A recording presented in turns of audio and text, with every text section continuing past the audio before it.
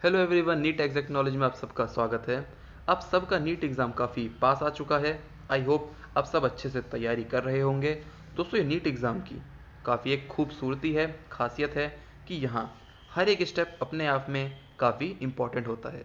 जितनी इम्पॉर्टेंट आपकी प्रिपरेशन है उतनी ही इम्पोर्टेंस रखता है OMR फिलिंग की राइट टेक्निक, या बेस्ट टेक्निक भी कह सकते हो, जिससे आपके सिली मिस्टेक करने की प्रॉब्लम ना के बराबर होगी।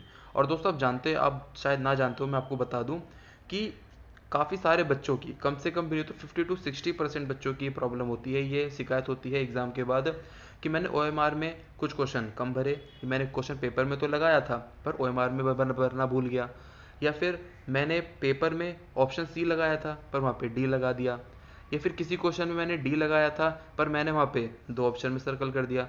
तो ये काफ़ी बड़ी प्रॉब्लम है, तो इसको आपको सीरियस लेना होगा और थोड़ी बहुत प्रैक्टिस भी करनी होगी, और जो इस वीडियो में सोल्यूशन बताया जाए उस पर भी आपको काम करना पड़ेगा। तो अब मान लो आपको करना ये है कि आप सबसे पहले, मान लो आप बायोलॉजी के क्वेश्चन सॉल्व करते हो एग्ज़ाम में, तो जैसे जैसे एक एक क्वेश्चन करते जाओ वैसे वैसे छोटा छोटा डॉट लगाते जाओ OMR में उस क्वेश्चन में, और एक सब्जेक्ट खत्म होते ही उन डॉट्स को सर्कल बना दो। जो छोटा सा आपने डॉट लगाया था, जैसे ही आपका पूरा सब्जेक्ट हो जाए उस छोटे से डॉट को पूरा एक सर्कल बना दो। बस ये छोटी सी टेक्निक है, पर इसके बेनिफिट्स अगर आप सुनोगे तो आप सुन के हैरान रह जाओगे।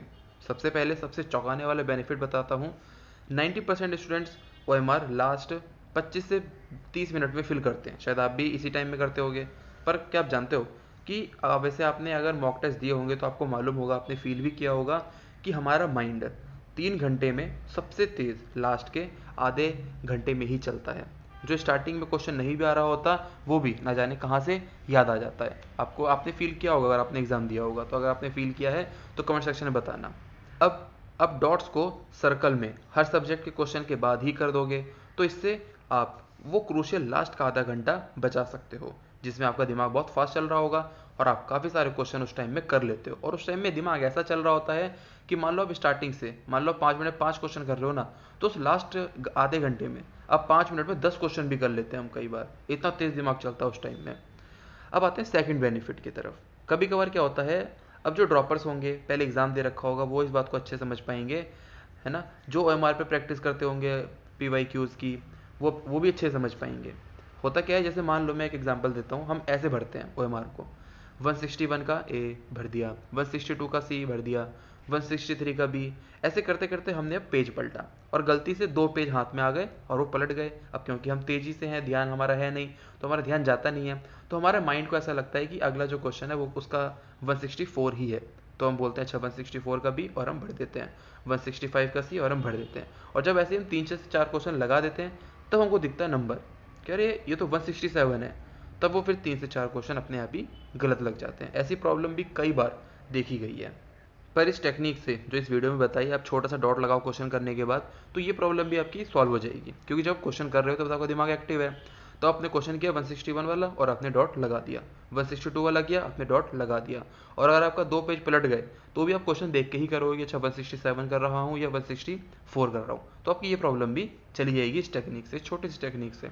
अब आते हैं थर्ड बेनिफिट की तरफ। आपने किसी क्वेश्चन का आंसर पहले 20 सोचा था, ठीक है, फिर बाद में आप क्वेश्चन करते जा रहे हो, फिर बाद में वो कुछ एडिशनल पॉइंट्स याद आए कि यार उसका ऑप्शन तो सी होना चाहिए। अब होगा क्या, आपने मान लो लगा दिया, पूरा सर्कल कर दिया उसमें, तो आप उसको चेंज नहीं कर सकते।